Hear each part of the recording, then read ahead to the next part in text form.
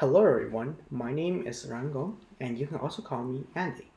I'm a grade 11 student from Bayview Secondary School in Richmond Hill, Ontario, Canada. Today, I'd like to show you all my project, Birthday Meet.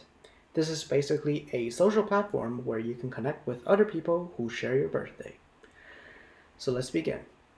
First, we'll have to register an account. For username, I'll simply use Andy and a random password here. For birthday, I'll use my real birthday, March 18th. After registering, we'll see this overview page. We can see some basic info of this account. After sending some friend requests with my demo account and refreshing the page, we'll see that there are 2 friend requests. From here, we can go to the Explore page and see a list of users we can add as friends. I'll send one request to Demo 2 and one to Demo 3. For Demo 3, it's kind of special because I've already used Demo 3 to send me a friend request, which will result in automatically adding him as my friend. We can accept friend requests from the request page. In here, I'll see a friend request from Demo 1, which I'll gladly accept. Next, in Friends page, we can see a list of friends we've added. Demo 2 is not here because Demo 2 haven't accepted the request yet. After accepting the request, we can see Demo 2 also on our friend list. To actually chat with your friends, go to the Message tab and click Send Message.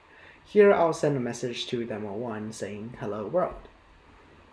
After doing this, we can see a list of all the messages we have sent, and here we can see that the message is unread.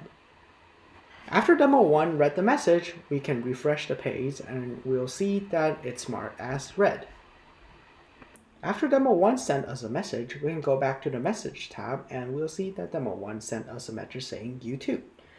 It's originally marked as unread, and to mark it as read, we just click the button and voila, it's marked as read.